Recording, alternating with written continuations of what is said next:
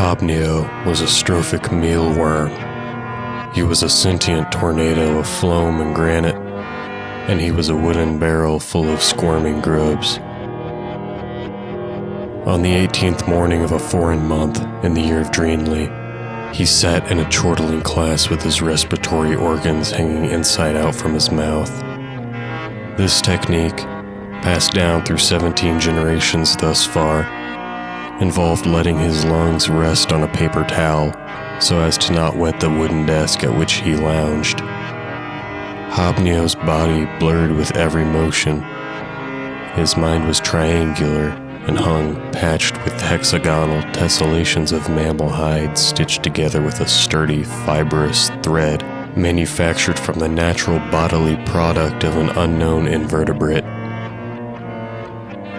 21 other students, as well as the class instructor, occupied the classroom. Like ancient cypress knees, some of the students were hollow, fabricated figments of Hobnio's mind and existed only from certain perspectives. They were clad in formless, threadless uniforms of sockets and wrinkled planes and columns of vertical slits and false wooden discs to fill said slits. They appeared as mere masses and shadows in Hobnio's peripheral vision. The remaining pupils were truly intricate and sovereign beings, complete with original thought and physical form, and they sat in sparse clusters like uneasy tourists.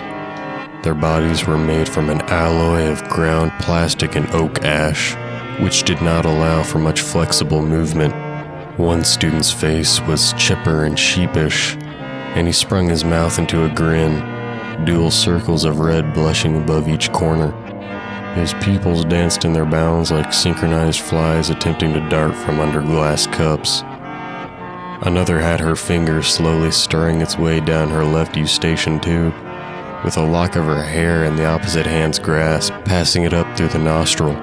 One student was doing push-ups and silently sobbing with a dog toy in his mouth. The instructor was a mummy-esque chicken man who appeared to wear enormous ornamental earrings. However, these were actually swollen crystallized tumors swinging from his earlobes, like glazed and spherical pastries.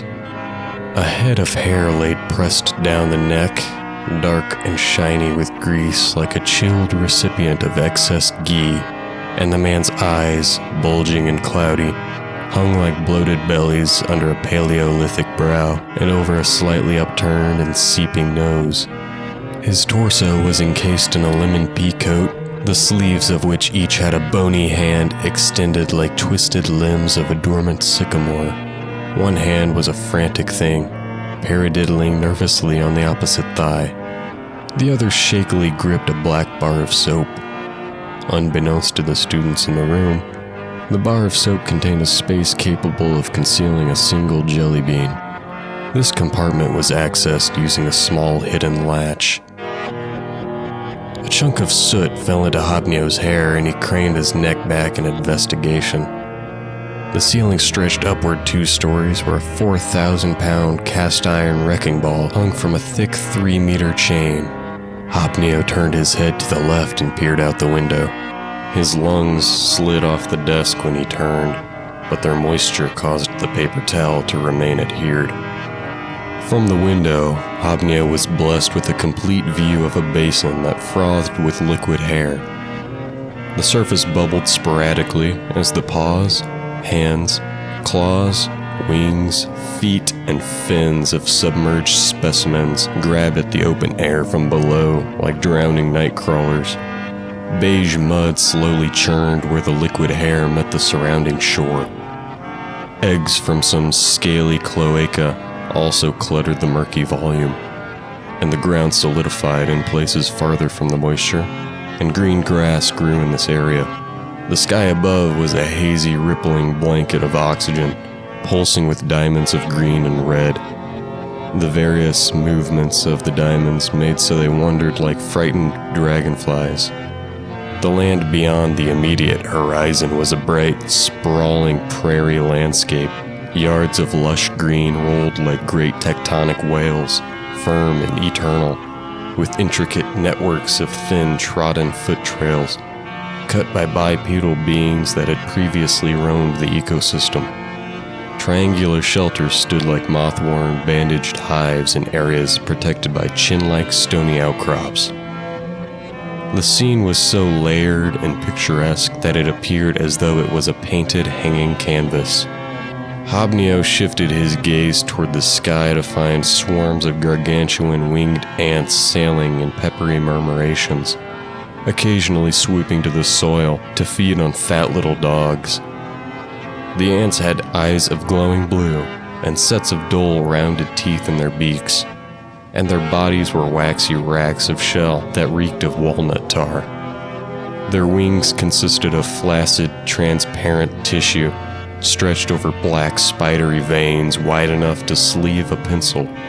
These monsters, like lightning-struck shrimp in some monstrous water globe, periodically sprinkled their droppings over the land in harmonized bursts.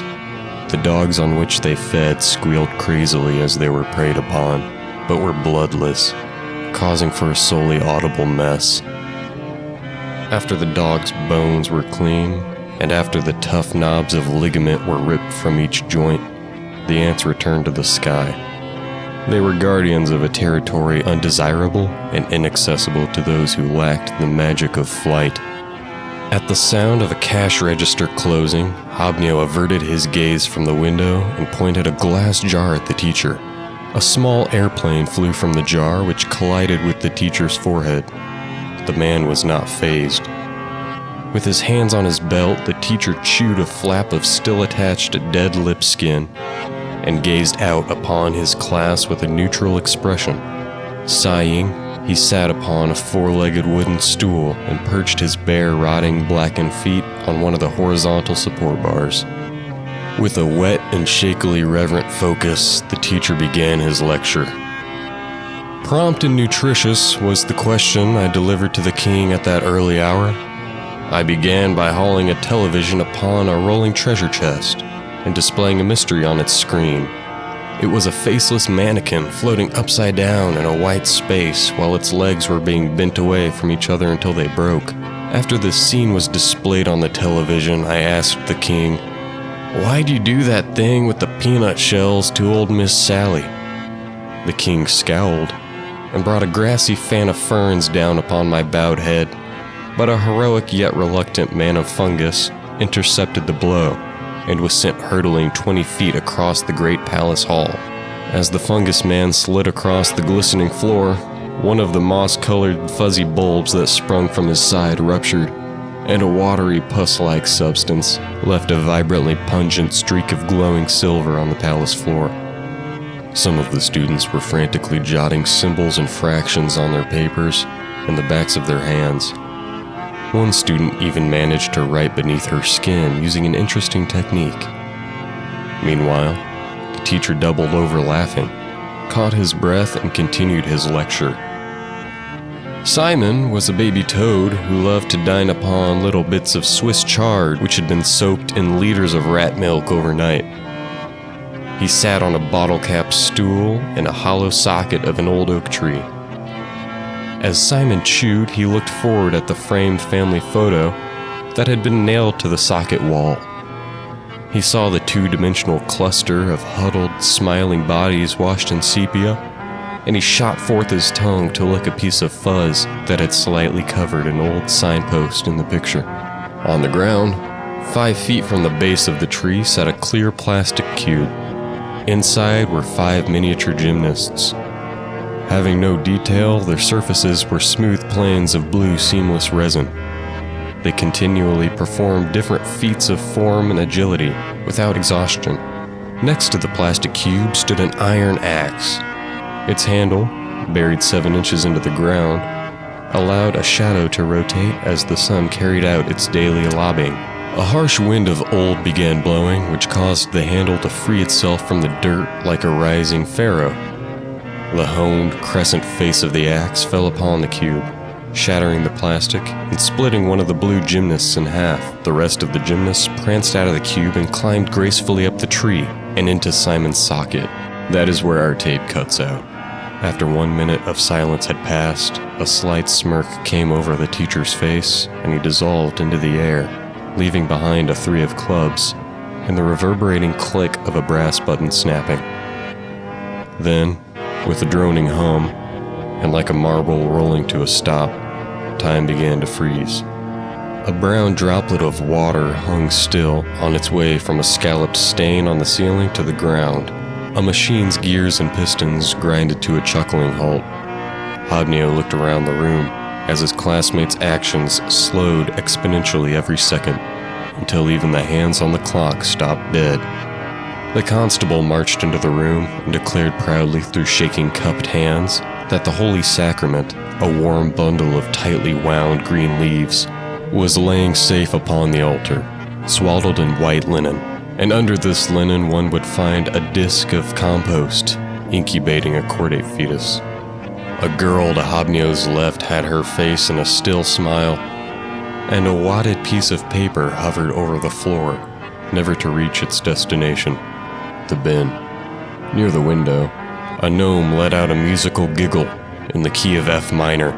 Disturbed by the organic statues that surrounded him, Hobnio laid his head on the desk, onto his crossed and denim-sleeved arms.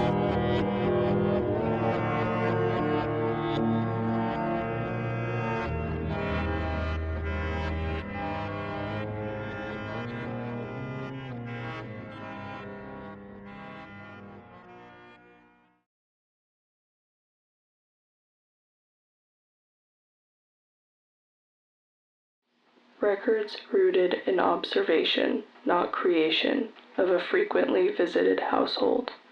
Status of warrants regarding kitchen cabinet search shall remain undisclosed.